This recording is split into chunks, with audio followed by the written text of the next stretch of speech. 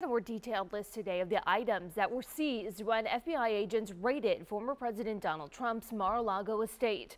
We are also still waiting to hear from a judge or whether they'll decide if a special master will be appointed to review those items.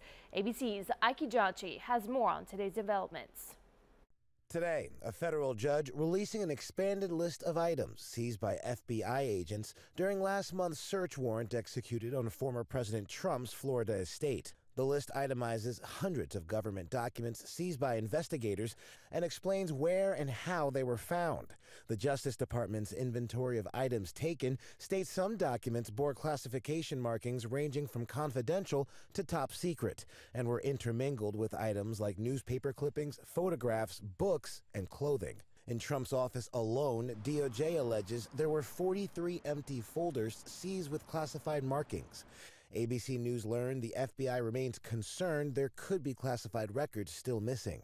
After Thursday's high-stakes courtroom showdown, a judge is still deciding whether or not to appoint a special master, an independent person, to review the seized documents for any executive or attorney-client privilege conflicts. At the hearing, Trump's legal team comparing the hundreds of classified documents seized to overdue library books. DOJ lawyers were blunt, saying because he was no longer the president, he did not have the right to take those documents. They aren't his. On a radio program, Trump repeating claims he was not to blame for any top-secret documents leaving the White House. You accumulate a lot of stuff over a term, and then all of a sudden you're leaving, and stuff gets packed up and sent. All sorts of stuff. You know, mostly the boxes, pictures and newspapers and shirts and gear and, golf balls, and it's a lot of stuff. If the federal judge appointed by Trump rules in his favor, then lawyers on both sides will be able to make suggestions as to who can review the materials.